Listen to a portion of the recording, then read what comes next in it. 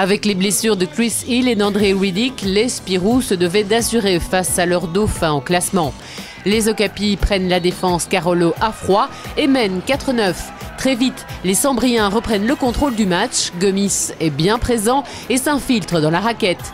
L'équipe se remet en place et aligne un 10-0. Alost ne sait plus où donner de la tête et le capitaine du jour, Chris Beguin, permet à son équipe de mener 21-16 à la fin du premier quart. Riddick absent, Beguin et Wright sifflés 2 fois, c'est le jeune Jarošević qui est appelé à la rescousse. Le Carolo ne trahit pas la confiance de Gio Bozzi et parvient à se faufiler dans la défense adversaire, en inscrivant 6 points face à Copeland et Young. Broyles précise à distance, donne un premier avantage intéressant aux Spirou qui mènent 37-25 au quart d'heure. Les Flandriens essayent de revenir dans la partie, mais rien n'y fait. Gomis et Super Mallette sont encore dans les barrages. Au repos, le score reste à l'avantage des locaux, 46-37. La deuxième mi-temps démarre sur les chapeaux de roue avec 7-0. Une avalanche de paniers déferle sur la défense alostoise qui est dépassée par les événements. À la demi-heure, le bilan est lourd et le score de 76-47 est sans appel.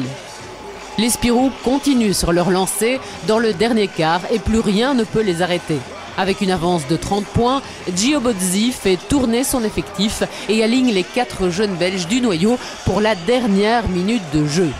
Une victoire de 92-69 avec des Spirou en très grande forme. David, sans Chris Hill et surtout André Riddick en dernière minute, on pouvait nourrir des craintes, mais finalement on a vu un très bon Charleroi ce soir.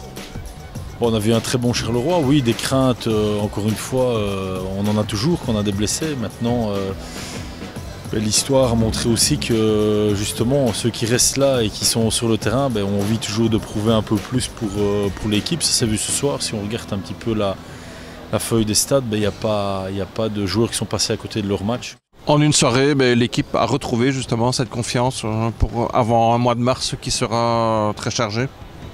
En une soirée, ils n'ont pas retrouvé toute la confiance. Encore une fois, on sait qu'un match de basket n'est pas l'autre, donc j'espère qu'ils shooteront tout le temps comme ça, mais il faut aussi se préparer justement au cas où on ne shoote pas bien et s'appuyer sur notre jeu intérieur comme on a aussi bien fait aujourd'hui. Voilà, mais encore une fois, je pense que ça passe avec l'équipe que nous avons. Il faut toujours insister sur le fait que tous les matchs sont importants. Encore une fois, on se répète, mais c'est une des vérités, c'est que à force de rencontrer les mêmes adversaires, il y a une certaine aussi lassitude qui s'installe. Et donc, par moment, il y a un manque d'intensité qui est traduit justement par des mi-temps qu'on a vu comme Pepinster. Et voilà, aujourd'hui, on jouait contre les deuxièmes et je sais, tout le monde sait aussi que ces joueurs-là qui font partie de l'équipe des Spirou ont chaque fois envie de montrer qu'ils sont les meilleurs. Donc, c'était question d'état d'esprit et ils l'ont encore montré aujourd'hui.